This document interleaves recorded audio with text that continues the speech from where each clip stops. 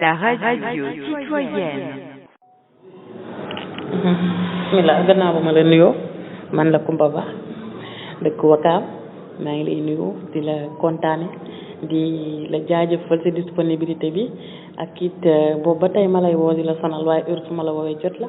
boobu bu ma la jotul ba pare rappelé ma maa ngi la ciy gërëm bu baax di la bàyyi nga nuyoo ak waa rajo citoyenne bu forum social nga présenté wax ñu yow yaay kan. maa ngi lay gërëm di gërëm auditeur voix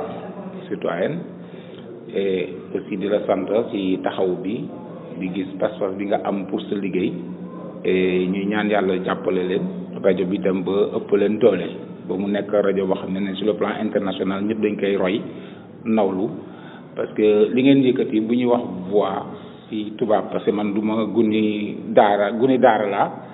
et acteur communautaire la donc du awma diplôme jànguma benn niveau bi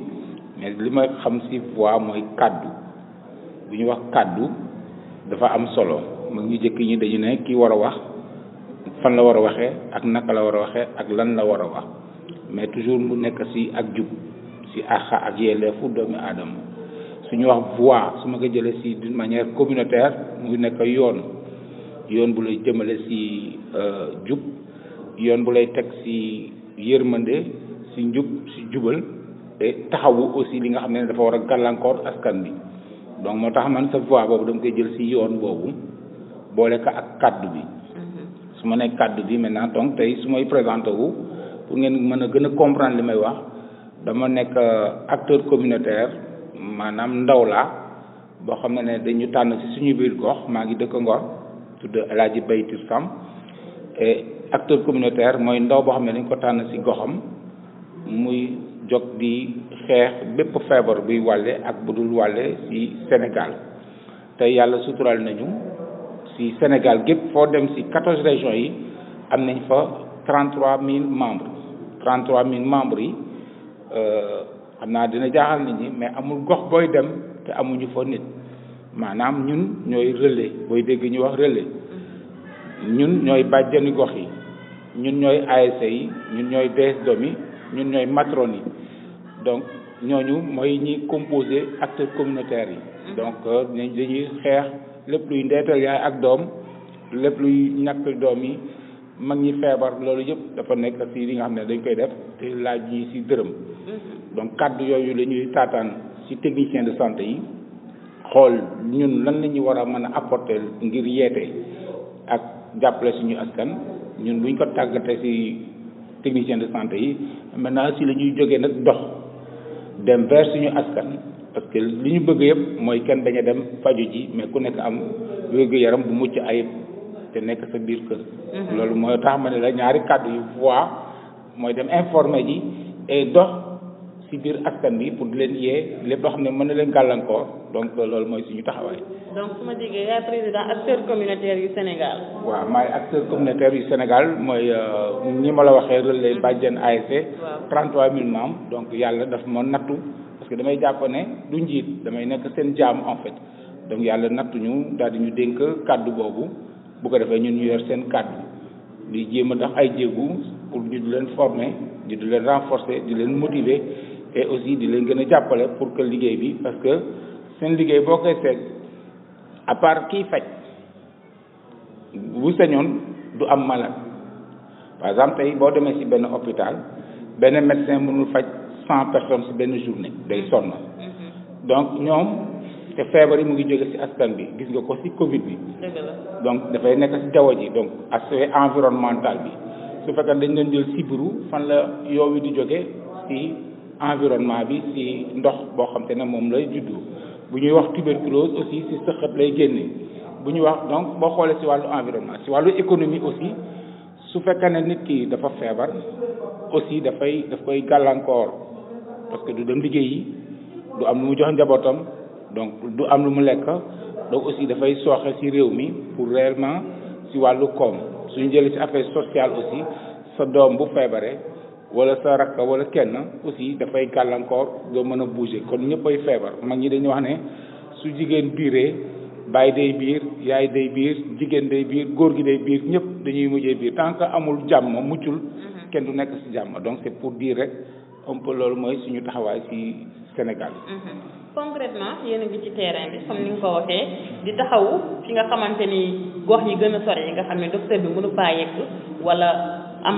faju bi demeewul noonu gis nañ ni mortalité maternelle ak infantile ba tey mu ngi am concrètement ci terrain bi lan mooy taxawaay fi nga xam ne relais communautaire la wala bàjjenu gox la wala rek acteur communautaire la bu bootu ci yéen.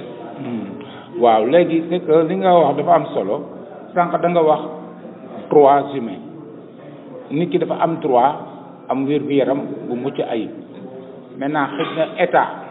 politique état yi am na ci ay goxaat yoo xam ne mënu fa yegg donc maintenant tey ci la ñu tàggatee ay nit ñi war a mën a taxawee suñuy mbokk donc boo demee ci ay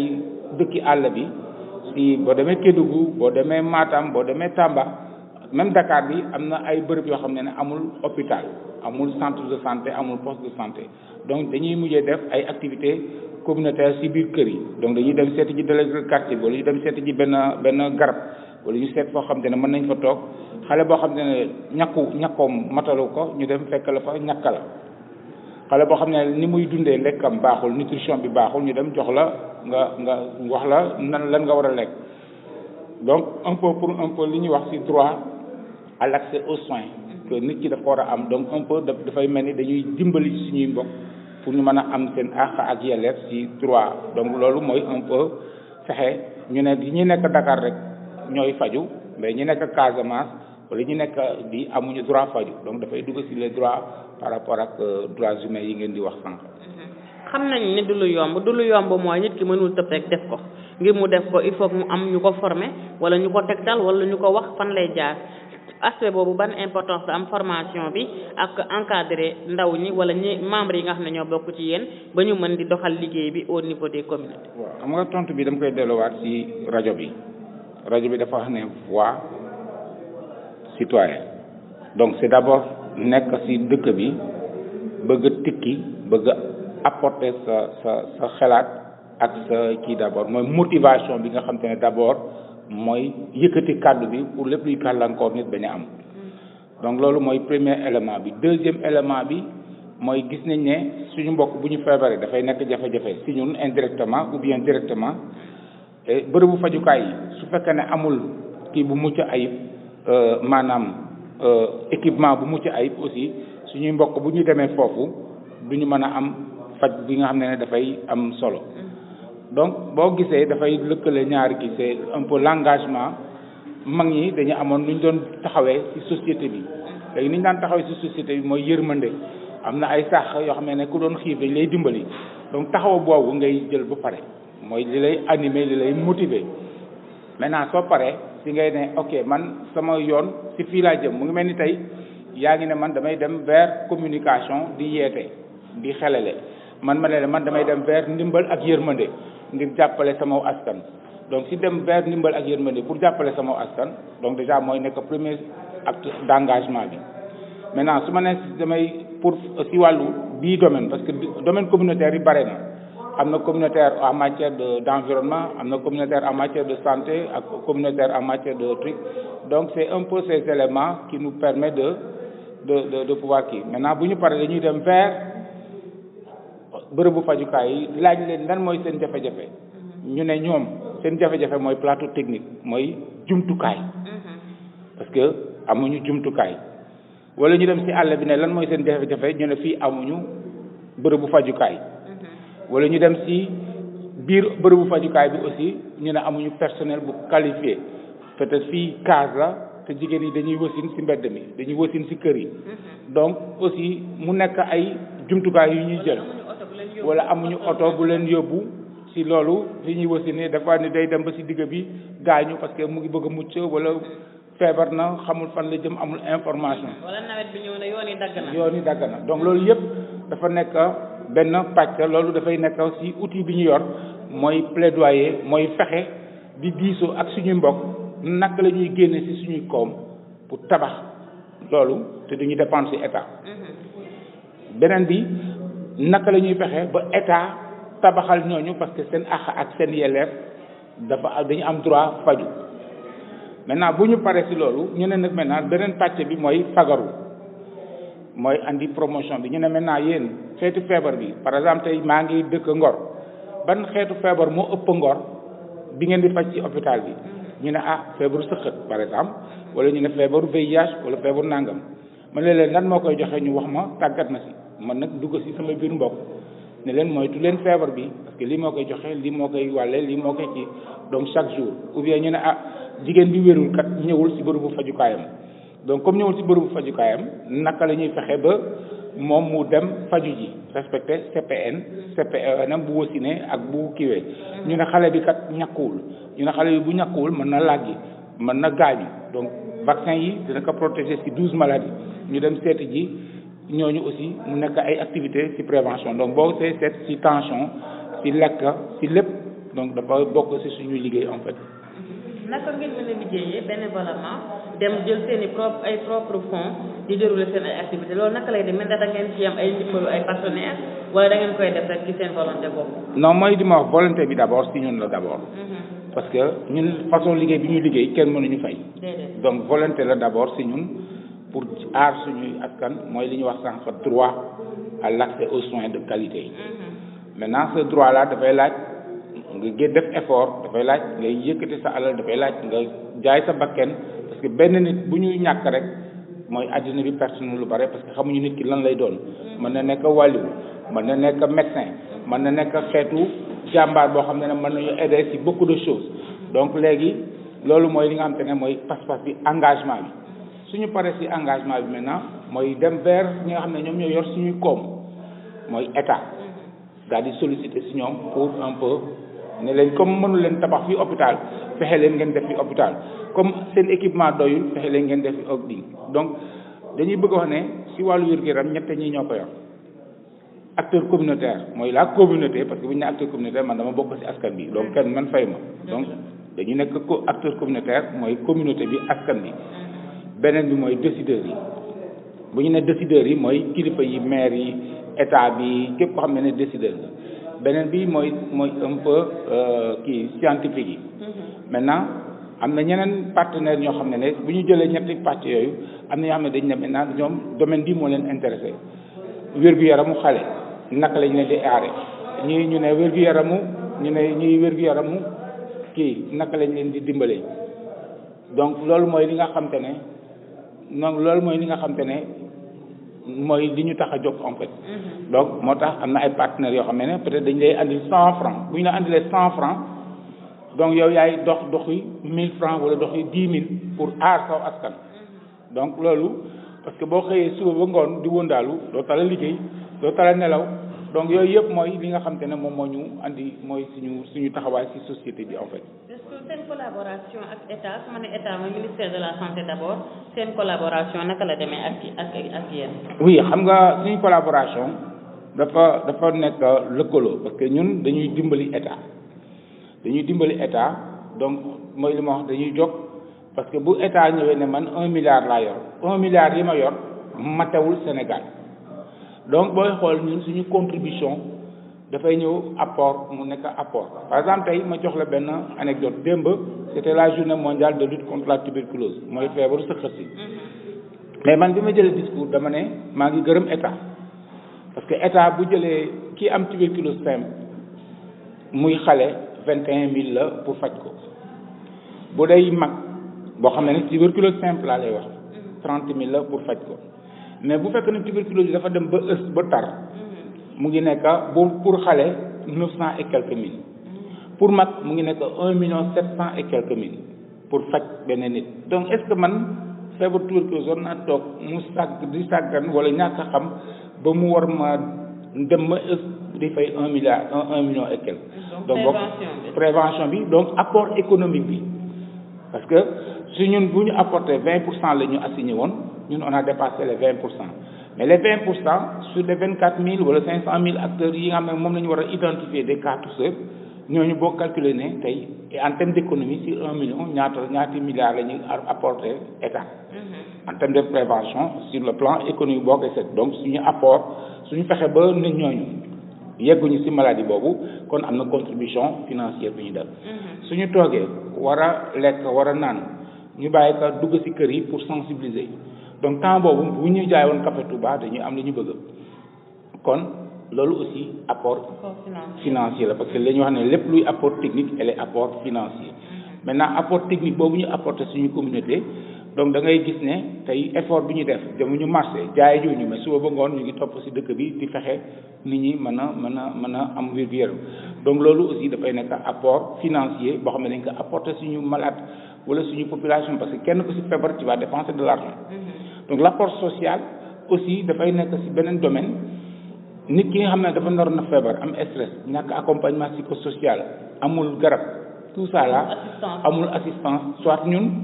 urgence dañuy jël suñu pot daal di topp ci gox yi ne dimbal lañu parce que kii kat am na ordonnance nangam buñ ko seetaanee te kenn bëggul sa mbokk dee extra mu nekkaat encore beneen approche boo xam ne mooy mobilisation de ressources pour déjà cible bi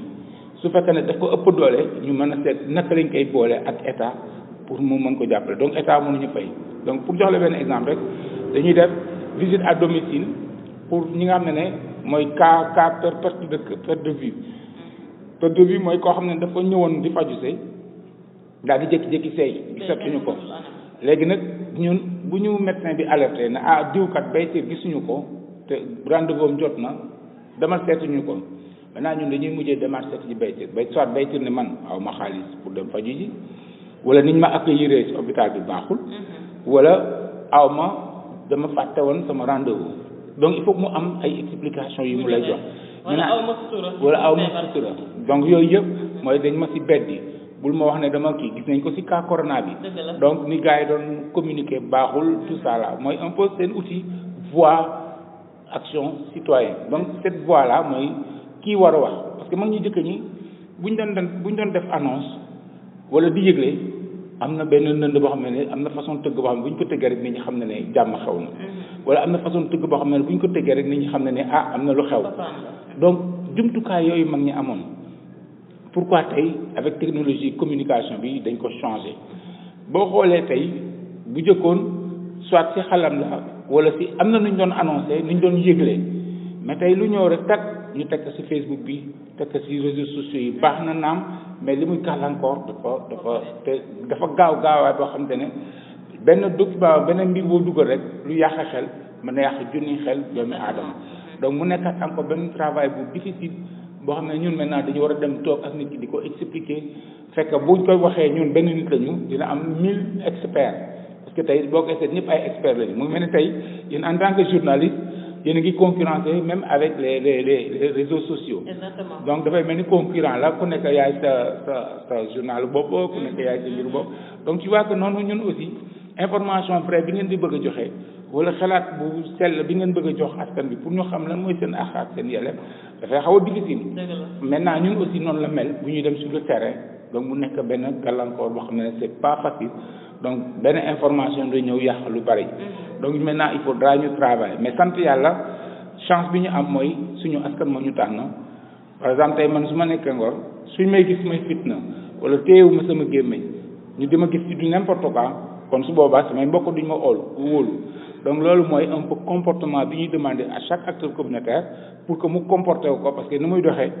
même ni muy lekkee parce que nit ñi dañ lay seetlu yow yaa ngi wax lii te defuloo lii yaa ngi wax takkal mas takkaloo mas yaa ngi wax raxasul defuloo ko donc yooyu yëpp dañ ne acteur donc da ngay dem ba yow si sa bopp dafa mel ni dañ la jéng pour que yow ngay mën a am nooy dafa mel ni doxalin sa waxin loolu yëpp dafa nekk un peu donc c'est pour dire que kenn mënuñu fay maintenant toujours si question bi nga posé mooy la motivation pose problème parce que ñun bu ñu demandé motivation mooy yëg-yëg mooy yëg ñu boole ñu si fi ngay nasandoo am nga xam-xam naam scientifique mais xam-xamu médecine bi mu ñëwee ak xam-xam bu njëkk ba moo fi jiitu parce que médecine moderne bi mu yàggul ça fait moins de 20 ans mais médecine traditionnelle yàgg na donc naka la mag ñi daan rebelle jigéen ñi naka lañ doon gunge da nga doon gis koo xam te ne dafay nekk jigéen bu wérul mag ñi di ko liggéeyloo muy dox di demax wala muy dëbb donc yooyu yëpp éducation physique boo xam ne daf ko doon permettre ba buy wasin donc tey nan la ñuy lëkkale science moderne ak science bi nga xam ne mooy médecine traditionnelle bi wala jusqu'à ce que ñu mën a àndandoo parce que dëkk boo dem am na ay code am na tey su ma bëggee dugg ci rajo bi am na yoon bu may jaar su ma bëggee wax aussi ban kàllaama ngeen di utiliser donc yooyu yëpp c'est des codes yoo xam te ne booy waxtaan ak nit ki wala si biir communauté yi par exemple joolaa bi lébu bi séeréer bi et tout ça là donc yooyu yëpp dafa nekk ay kii donc système de santé bi aussi dañu am seen code mais ñoom bu ñu beddoo rek ñoom ñooy mujjee sonn parce que ñoom duñu mën a antan te gis nga tiit am na benn jamono sax ñoom tiit nañu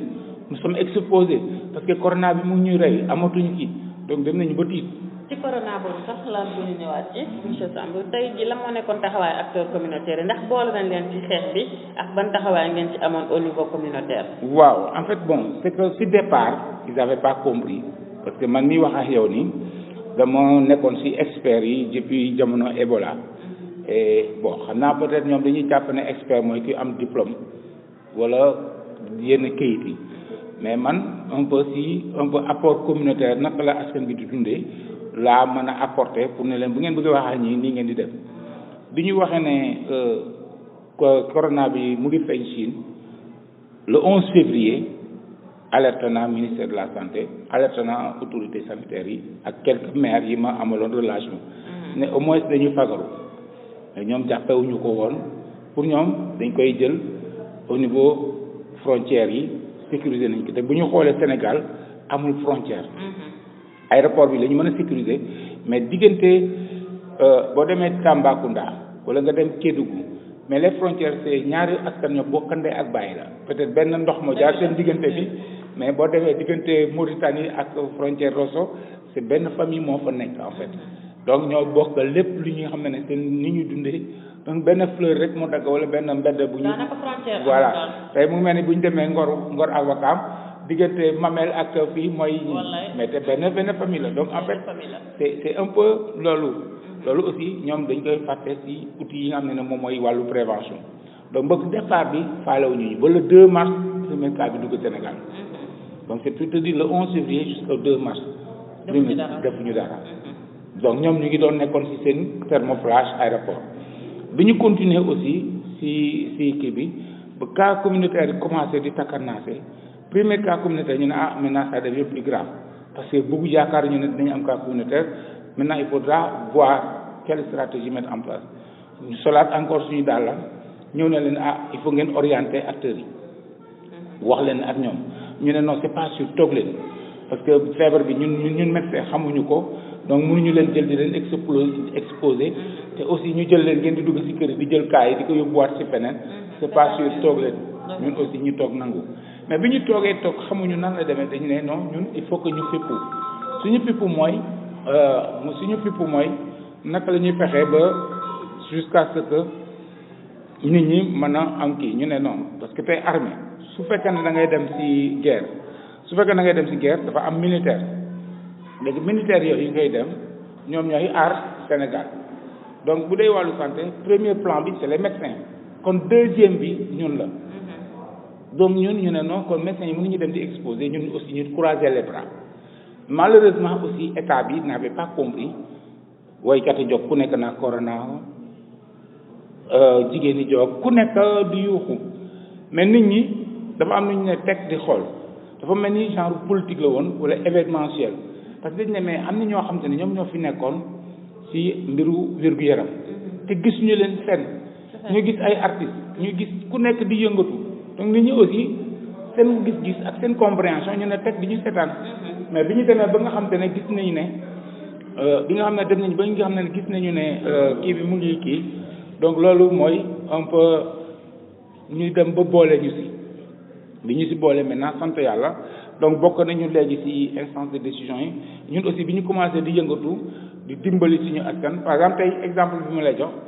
bi nga xam ne dem ni commencé nañu dugg di sensibiliser da ngay dem benn kër par exemple Grand Yoff wala nga dem kii Kër Massar wala Ngor fu la neex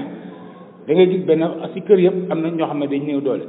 ñu ne takkaleen masque ñu ne mais man bala may takk masque dama koy jëndee ndékki ñu ne non lu tax mun la ko mu ne aw ma xaalis parce que man maa ngi ak juróomi doom ngeen bëgg ma takk masque takkal sama doom masque déjà mu nekk benn charge économique boo xam ne man aw ma ko ñu jógwaat ci takkal masque bi ñu ñëwaat ñu ne deuxième élément bi mooy raxasu ñu ne raxasu bi maintenant jëndal saabu nga ne ma takk masque ba pare jënd saabu yi ban njëriñ la ma am kon donc information yooyu moom lañ doon ñun yooyu lañ doon jël yóbbu ko dafay ute ak artiste bi taxaw di way dafay ute ak bàjjen bi di ku nekk di yuuxu di dal donc l'information bi tax nit ñi respecté wu ñu mesure yooyu ñun rek ñoo ko mënoon a joxe parce que ñun ñoo doon dem di toog di leen déglu donc da ngay gis jafe-jafe yu bari yoo xam ne ne après si lañ ko génne da ngay gis benn famille boo xam ne ne dafay am corona mu dem hôpital ñu testé ko mu positif léegi au lieu que ñu jël ko am nañ koy organiser ñoom dañu lay jël tëj la ci benn hôtel mais au lieu que bu ñu la tëj ci benn hôtel ñu jël sa téléphone yow yax kan na nekkoon nga naa diw ñoom au lieu que ñu wax diw boobu dañuy oote bay sir yax Moussa yéen a nekkoon nga ne ko waaw mu ne yëg na Moussa dafa corona il faut nga ñëw dépisté wu donc boo xoolee dañ dem ba ñoom di tiital nit ñi kon li ñu doon annoncé seen voix seen kàddu li ñu doon joxe information dem na ba jaxase woon nit ñi en fait donc tu vois un peu si importance su voix kàddu donc kàddu bi tu n'es pas que dit que tu es technicien rek doo citoyen parce que yow miy faj su fekkee ne da nga jógee si bërëbu fajukaay boo demee si biir sa biir kër communauté nga ministre bi wala Macky Sall tey bi nekk au niveau état mais il y a sa famille au niveau communautaire donc l'acteur communautaire boo ko motivé wul dégluwu la ko jëlu la yenn xalaatam donc je pense que aussi de loolu dafa nekkoon sooxe maintenant quand ils ont compris je pense que boo xoolee deuxième vague bi gëstu la tànn beer donc ni ñun ñu ngi liggéey ni mu waree ñu ngi dem vers askan bi di leen yee di waxtaan ak ñoom di leen déglu aussi di taataan seen xalaat et di ko remonter donc loolu mooy un peu lien bi fi mu nekk ni sant yàlla ba vaccination bi départ yaa ngi doon dégg du ma vacciné wu rumeur yi mais ñun bi ñu ne il faut que ñu tàggat ñu am information sur vaccination bi quels sont les effets secondaires lan moo baax lan moo baaxul parce que ñun aussi suñu population dañu wóolu ñu diñ dem si suñu population comme ça di wax du n'importe quoi kon li ñu mën a def mooy un peu dem ngeen jox ñu xalaat scientifique bi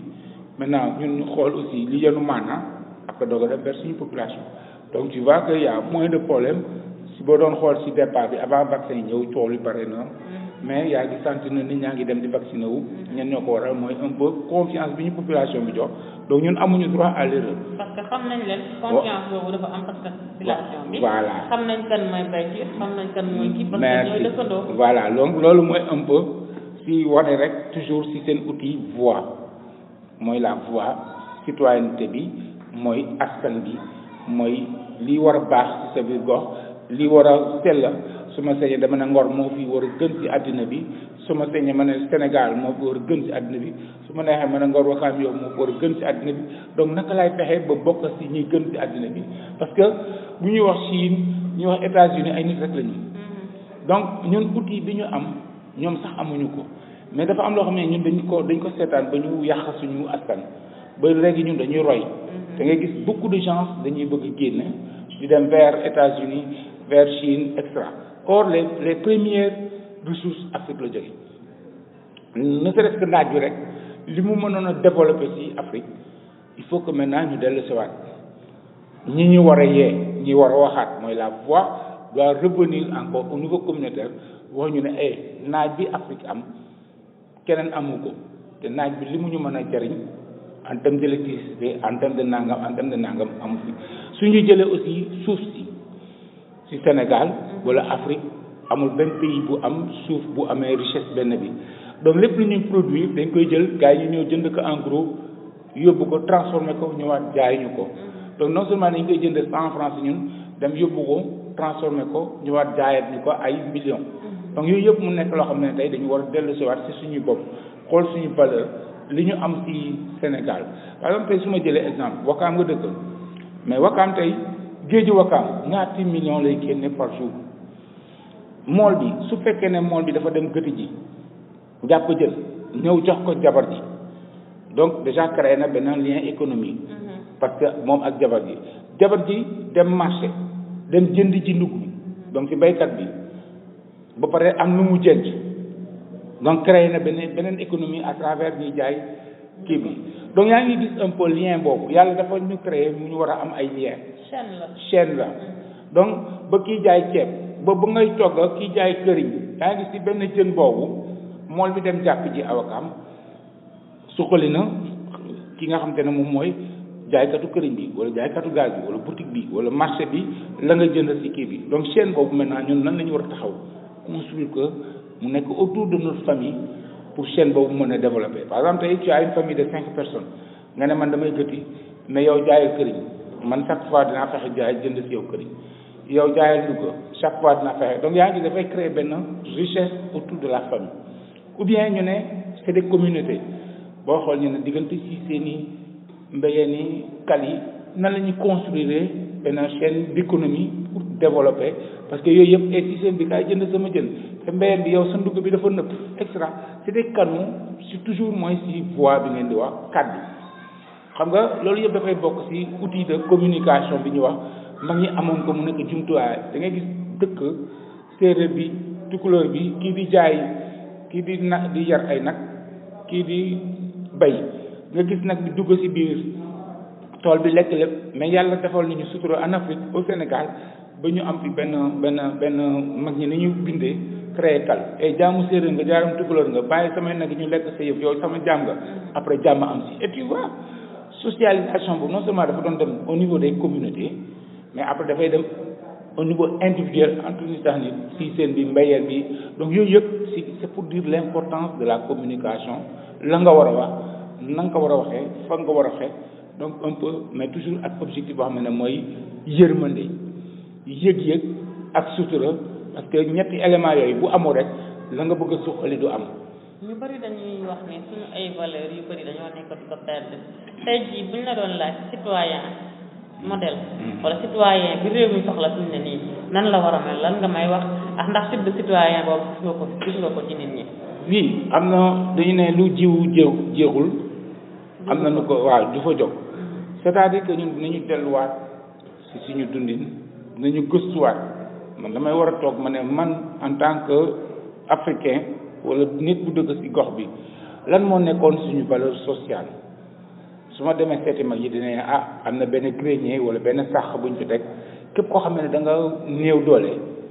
foofu lañ lay tibbale te kenn du yëg donc génn nañu solidarité et génn nañu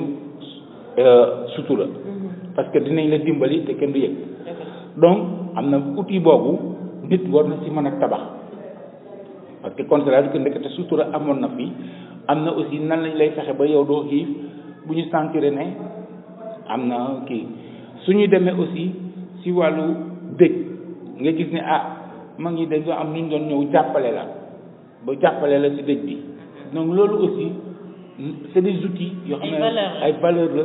war nañ si mën a teg mag ñi dañ doon teg si buntu kër gi benn ndaa ñu ne la fexeel kubéer pot bi na fa finaan peut-être da ngay yaakaar ne c'est des questions mystiques et tout ça là fekk dañu bëgg nit bu gan ñëwee rek li nga ko war a jëkk a jox muy teraanga muy ndox pour dalal ko parce que ndox dafa sell dafa donc teraanga boobu mag ñi dañ doon togg daal di bàyyi bool ne xamuñu fan la gan di ñëwee seen biir kër yi dañ doon tabax bàyyi benn néegu gan wala si jàkka ji ba képp ku ñëw da ngay gis sutura soosu ak niñ doon créer richesse économie sociale ak même développement maintenant bu ñu doon dem si wàllu développement bu jëkkoon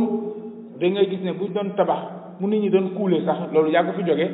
da ngay gis population bi yëpp ñëw jàppale la si coulage bi ñu andi la tonne ciment ñu andi la boisson ñu andi la ceeb ne tey kat aji mu ngi kuule këram donc ku nekk na ñëw apporter ko donc yaa ngi ça un peu dafay renforcer donc bu ñu doon ñëw bu benn mbir xewee ñu ne tamxarit jot na ñu rey nag si dëkk bi mu waroon a jar kilo 2000 francs ñu ne noonu ñu ngi koy jaay 1500 mais c'est des outils tool yi da ngay am tool ñu war la ko bayal duñ la ko bayal donc yooyu yëpp tey askan bi dañ doon dem di bayal koo xam ne amul doole day gis kenn koo xam ne handicapé la il est là démuni amul lu mënul bay mais dina am ñoo xam ne dinañ koy jox non seulement daggal tool dem bayal ko dañ ko gis koo xam ne amul kër mag ñi daal di toog xool daal di ko daggal kër donc conflit bu xuloo amoon ñu ne la demal si jàkka ji avant ngay dem gendarmerie donc yooyu yëpp c'est des valeurs yoo xam ne tey boo si jël rek mën nga si tabax ay milliers d'activités donc ñun mooy li ma wax dañuy roy moo tax richesse bi Afrique bi am dañu yaakaar ne Europe dañu xemmemloo seen kii mais fekk nag roy boobu moo ñu sonal ba dañuy bàyyi suñu perte suñu valeur tey da ngay gis ne France wala États-Unis ñoom li ñuy dund ñoom dañu ñee pendant que ñoom seeni lamp yi ñuy won ñu ne foofu la jàmm amee mais lamp rek lañ la won mais ñun li ñuy dund ñoom dañ ko bëgg parce que nit dina xëy suba ba ngoon nekk ci biir këram du gis mbokkam du gis rakki yaayam du gis rakki papam mais tey yow boo génnee fii di nga seeti sa bàjjen di nga seeti sa nijaay di nga seeti sa yimpañ donc tubaab bi amul loolu donc yaa ngi gis ni nit ñi di dundee ci société bi donc nañu delluwaat ci suñu valeur mag ñi am na ay jumtukaay mag ñi nekk ñi des te am information nañu jéem a oote ay dialogue ay waxtaan mooy voix bi ngeen di wax c'est important citoyenneté boobu mag mi bu taxawee daal di oote na man tey ci penc mi kat lii laay waxtaanee lii laa bëgg a waxtaanee wala ndaw ñi ne man dama bëgg a gëstu ci économie mag ñi naka la ñuy tabaxee ci social mag ñi naka la ñuy créer fondement sociaux yi ci mag ñi à partir de là mën nga ci tabax loo xam ne boo moytul àddina dañuy ñëwaat vers yow pour mën a roy parce que di nga génne loo xam ne yeneen pays amuñu ko donc pour delluwaat boo xoolee ñaari pays yi ñu wax ne ñoo gën a développé dañu nekk aw say donte jubóowuñu mais dañu nekk aw say fago comme par exemple ni mu ko waxee mbooloo mooy doole parce que États-Unis y a combien de pays autour donc moo tax moo am puissance bi donte ñoom déggoowuñu suñu biir nga ñëwaat encore au niveau de la Chine par exemple ñoom ñëpp dañu àndandoo ba bu ñuy mere sax am na nu ñu koy manifester mais je traite liggéey bi ñu war a tey donc loolu mooy bennoo bi maintenant en Afrique maintenant ñu ñëw di ñu diviser ñuy guerre di xuloo si benn ay mbokk kese te ñoom bu ñu paree ñu ngi toog si ginnaaw fële di ñu ree donc suñuy valeur je pense que waruñu ko tabaxee si biti waruñu ko jël ji si même tey sur les droits humains document de base yi Baye Ndiagara la jógee donc fan la ñu jëlee ay outils tey la communauté Lébu quand il avait créé la république est-ce que tubaab bi ñuy dem bay créer la république ñu naa jaraaf ndey ji réew chaque communauté am na organisation sociale boo am muy séeréer yi muy ñooñu ñëpp mais boobu tubaab bi amuñu ko donc ñoom déjà li ñu outils yooyu ñu am yëpp ci organisation sociale ba ñu ne tey kii mooy jaraaf bi kii mooy ndey ji réew bi kii mooy saltige bi donc dañ doon dem ba jëli koo xam te ne dëkkul sax ci seen biir ñu jox la ne la yow yaay gérer nangam xoolal ni ñu doon boole lëkkalante mais tous ces outils là il faut aller encore gëstu ko def des recherches pour mën ko tegaat ci table ji et je pense que su boobaa Afrique dafay jëlaat li moom parce que tey Covid mu ngi nii ñële ñu ngi deewar taluñu africain yi ku doon dépendant taluñu africain yi mais bi nga xam ne tëj nañu un peu les frontières est-ce que africain yi dunduñu dem nañu ba Covid bi jeex Sénégal. kon la lañ ci war a jàngatee. donc mooy wax ne comme bi bu Covid amee doo génn kon naa toog développer sama gox naa toog créer sama richesse au niveau de sama gox parce que yàlla si sa biir fa nga dëkk boo gisee ma jox la exemple si Wakaam te su ma demoon Casamance lay jur si Casamance mën na suqali mën na dimbali waa Casamance en termes de verdure espace la fay génn rek si produit tey mën na dundal sax Sénégal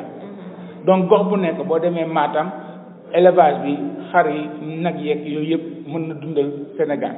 boo ñëwee si gox bi littoral bi muy diggante Saint-Louis ba Dakar ba Casamance si géej gi la fay génn si richesse mën na dundal àddina. kon lan moo ñu manqué. c'est parce que dañu delluwaat si suñu li ñu moom donc dellu si li ñu moom moo ñuy permettre ñu mën a avancer mais bu ñu delluwul si li ñu moom tey mbuba bi nga sol chinois bi defar ko yaa ngi dimbali chinois bi or tey tissu bi coton bi Afrique la jóge yow man su ma solee sama manteau nga ne ma kii yëf yi dof lay dof wala kii la dof or sama tissu la kon africain bi ko ràbb manuellement tey su ma jëndee mbuba mi tey sor bi daal di ko sol maa ngi contribuer si ki nga xam ne moom mooy suñu coton kii bay coton bi au niveau Afrique maa ngi contribuer si ki nga xam ne moom mooy ràbbakat bi donc yaa ngi gis maa ngi contribuer si ki nga xam ne moom mooy toog si këram daal di ko ñaw loxo donc pourquoi ma ne nag léegi damay dem léegi xoolal coli ni doomi aadama yi léegi par rapport ak coli ni Afrique bu jëkkoon koo gis mu ngi yarax donc pourquoi parce que dañuy roy ba fàtte ne ñun dañuy wax mag ñi jëkk ñi si wàllu jigéen ñi juróom-ñaari sër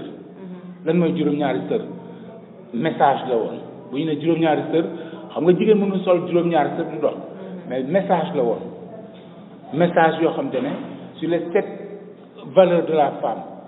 naka la ñuy protéger la femme donc moo tax ñu ne juróom-ñaari sër parce que jigéen dafa am sutura tey jigéen ne am na comportement bu ñuy mel tu vois agression sexuelle yi topp yi tout ça là daf leen di topp parce que yaa ngi roy tubaab bi ay yenn coli nii pourtant yow yaa ngi loo xam te ne ñoom ñu ngi ko bëgg a roy donc yooyu yëpp dafa nekk ay éléments tey boo demee nga laaj mag ñi lan mooy juróom-ñaari sëri bu si nekk dinañ la wax ne ah lii mooy barrière 1 2 3 4 ba ngay sëy tey da ngay gis yooyu yëpp c'est des valeurs yoo xam te ne tey boo si demee gëstu ci di nga si gis ay messages yu am solo yoo xam ne tey mën nga si tabax société donc amul looy yëkkati si Afrique te amul njëriñ donc maintenant suñu problème mooy roy damay dem Europe damay dem nangam te Europe ba ngay dem yëpp fii la ñuy rootee. ba mu jaral leen ñuy jël ay gaal. waaw ba mu jaral leen ñuy jël ay gaal parce que li tax gaal yi di am aussi c'est parce que y a pas dañu bàyyi solidarité bi ñu amoon dañu bàyyi ndimbalante bi ñu amoon dañu bàyyi sutura bi ñu amoon xam nga ni ma la waxee si juróom-ñaari sër yi dafay dem ba si mag ñi jëkk ñu dañu am ñeenti jabar wala ñu am ñaari jabar mais sutura dafa amoon ba doo xam kan mooy aawa kan mooy kii mais tey dafay nekk ko concurrent tey dañuy dem ba tey man ak yow bokkuñu sax dara mais yaa ngi ci quartier X man maa ngi ci quartier Z léegi ma ne non kii daal li mu am man war naa ko am au lieu que ma nangu ne kii yàlla moo ko may lii jàppale ko man aussi ma jëm a seet sama richesse autour de moi donc concurrent boobu après nit ki du bëgg a gor gis nga Afrique ñëpp ay gor lañu ñëpp ay jàmbaar lañu mais gor boo ko beddee soo ko boddee day jëm a seet naka lay dundee danaa xaaral nag ma dem xaru ji xaaral ma dem uti ji parce que kii gënuma donc concurrent boobu négatif parce que concurrent positif bi mooy baytir amul tool quartier bi naka la ñuy créer tool pour jàppale ko baytir amul lu mu lekk naka lañ koy créer lu dee baytir amul information naka lañ koy ñëwee jox ko information parce que képp koo gis ne dafa ndóol rek c'est parce que dafa manqué information donc bu amee information ne que ah te yow si sa environnement café Touba bi ñaati million nga yaakaar ne kii par exemple kii jaay café Touba ñaata richesse lay am par jour c'est-à-dire bu jaayee ñaati pot à 100 francs ñaati donc il faut descendre avec 30 000 par jour ou maintenant il y a des sociétés yoo xam ne amuñu ko ci café Touba bi rek pourquoi mënuñu delluwaat nit ñi ci li nga xam ne mooy seen culture pourquoi mënuñu delluwaat ci nit ñi lan mooy seen valeur tey boo ko jëlee ci café Touba bi tey mën nga ñëw ne ah man de damay jaay cere bomb mu nekk benn outil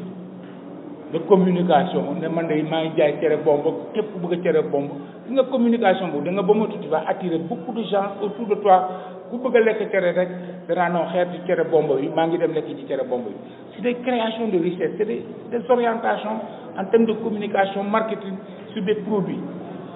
buy tax richesse bi donc bu ñu gëstuwaatee ci suñu biir donc on peut dinañu permettre ñu mën a suqali et yooyu mooy moo tax ñun en tant que acteur communautaire bu ñu demee ba gis nit ku néew doole dañ ne la mais attends lan mooy sa problème génn 5000 francs jox la ne la nag 5000 francs yi lekkal 4500 yi mais demal nga jënd ji gerte caaf commencé jaay boo jaayee 500 francs lekkal 200 francs mais fexe toujours gerte caaf bi di dem est-ce que tu vois nan la ñuy créer richesse ba suqali askan bi yooyu yëpp dafa nekk ay jumtukaay yoo xam ne am nañ ko. xam nga 20e siècle ak 21e siècle dafa nekk siècle yu particulier rawatina ci défi yi nga xam ne dafa gën a bari tey jii ci wàllu environnement suñu dundin gis nga ni mu demee. yaa ngi doon wax sànq feebar yi jëm ci wàllu sëqët tey dañ seetlu gi mooy maladie yi nga xam ne dafay laal xëtër poumon yi dafa gën a bëri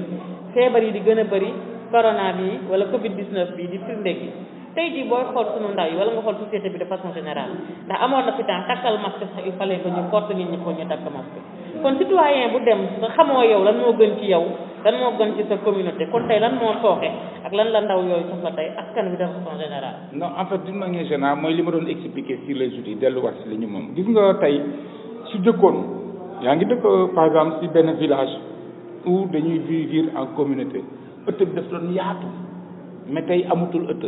ñëpp koy tabax ku nekk da nga naa maam moom ñii di xeex suuf ku nekk naa moom parce que dañuy jiital suñu bakkan en fait donc jiital suñu bakkan boobu moo tax tey Ndakaaru xat exemple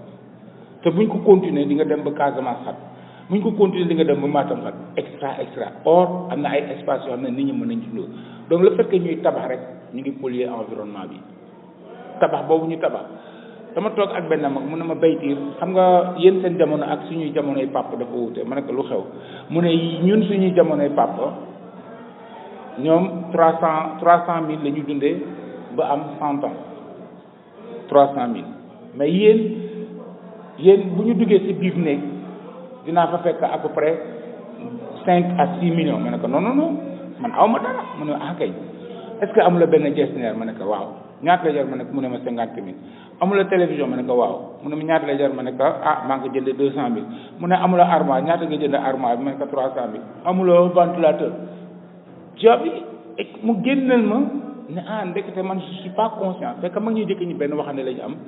mbubo yi ñuy jullitee wala bu ñuy dem sortie yi ak bu ñuy dem bay ak bu ñuy toog ci kër gi nekk ci seen néegu ñax air pur bi nga xam ne moom la ñuy dundee ci néegu ñax boobu tey suñu génération 80% je veux dire du ñu dund te amuñu climatiseur wala duñu dépendance ci ventilateur loolu dafay xeetu pollution la mag mu jëkk mi dina dund 100 ans ci néegu ñax donc tout était naturel lu muy lekk congélateur bi ngay teg sa biir néeg mag ñi doon bay léegi dundee boo demee géej ndawal li daanu léegi nga togg donc yaa ngi gis yàq amu noonu mais maintenant damay congeler donc valeur wala ajouté bi produit bi ma war a lekk ma denc ko 1 mois pour lan déjà ñaar ak 6 la tëju la parce que maa ngi ne dootuma génnati marché dinaa duggam 1 mois kon damay toog donc toogaay boobu dafay andi ay tension feebar la ngay produit ba ngay denc di ko jenc ci biir frigo bi nga yaakaar yaa ngi conserver fekk façon nëb la nëb dafa am ñaari façon nëbal ak li nga xam ne dafay génne valeur yi nga xam ne moom la produit naturel bi war a joxe tey ma dem Casamance lekk jën bu bees waas léegi mais ma ñëw Dakar daal di jënd waas boo xam ne wala coof boo xam ne dañ ko congelé yaa ngi comprendre ñaari cappa yi bokkul donc des fois dañuy dem ba dañuy poisonné sax suñu bopp si li nga xam ne dañu ñu ko xemmem loo donc mooy li nga xam ne tey ñun il faut que toujours dañuy delluwaat si li ñu moom xoolaat ubbiwaat suñuy bët mais ñi war a wax aussi mooy imam yi muy kilifa yi mooy scientifique yi mooy ñi def recherche mooy comme tey yéen rajo ngeen yëkkatiwaat kàddu yi parce que man moo tax seen outil bi intéressé ma quand vous de parler de voix citoyenne maintenant la voix citoyenne en termes de renforcement de capacité en termes de rappel fàttali nit ñi yow yaay kan koo war a doon fàttali nit ñi ban taxawaay nga war a am ci sa gox ci sa société fàttali donc kàddu yooyu dafa nekk des éléments yoo xam te ne c'est tellement important et moo tax seen outil bi intéressé na en fait en termes de communication ñun dañ doon diisoo autour des tables dañ doon waxtaan ci ay pénc dañ doon waxtaan ci ay jàkka dañ doon waxtaan ci autour du tool bu ñëpp bayee ba pare dañ doon toog ci taatu garab gi waxtaan di diisoo yooyu yëpp c'est des outils de communication c'est des canaux donc yooyu yëpp pourquoi tey mag ñi mënuñoo delluwaat ci ëtt yi da nga doon toog sa maam toog ci ëtt bi tey daf lay léebal ci léebal bi mu di la jox ay valeur nan ngay taxawee nan ngay kiwee moytul ma ni ay leçons de morale mais tous ces outils là ñu tax mënuñu ko jël te loolu yëpp mu ngi nekk dans la communication donc c'est un peu ces éléments donc je pense que war nañu gën a continuer à réfléchir si delluwaat ci suñu bopp delluwaat ci suñu valeur je pense que Afrique va gagner. maa ngi lay sant di la gërëm ci disponibilité bi xam naa prochaine étape bi incha allah ñëw waxtaan ak bàjjenu gox yi xool jigéen ñi seen nekkin ak xale yi toll ci ñàkkoo ci jàngeek yooyu nu muy demee en tout cas ñu ngi lay jaajëfal bu baax ci dalal bi di la wax ni bii du sunu mujjantul émission incha allah dinañ la seet waat ndax liggéey relais communautaire dafa am solo lool te Covid bi ñëw na prouvé ko kon ñu bàyyi la nga tàggatoo ak ñi nga xam ne auditeurs yu rajo ñaan ne ñu yàlla defal nit ñi am dégg ak topp quand bu ñu ne voix citoyen peut-être c'est un citoyen qui a parlé mais nit ñi nañu xool li ci gën a baax et jël ko organiser ko structurer ko leeral ko peut-être dama junjoo am na ñu comprendre message yi ñi nekk autour te comprendre ko dañ ko jéem a rafetal wala su ma juumee nañ ko jéem a jubbanti ba askan bi mën a jëriñu et je pense que c'est ça mooy la famille loolu mooy communauté mooy askan en fait et maa ngi leen di jégalu ci bépp kàddu bu ma juum wala wax loo xam ne gaañ naa nit ku yàlla suturaal ñu parce que sutura rek moo am solo te ñu am yaakaar ne mën nañu suqali suñu bopp parce que gëm sa bopp mooy tax nga mën a avancer de l'avant. la radio citoyenne.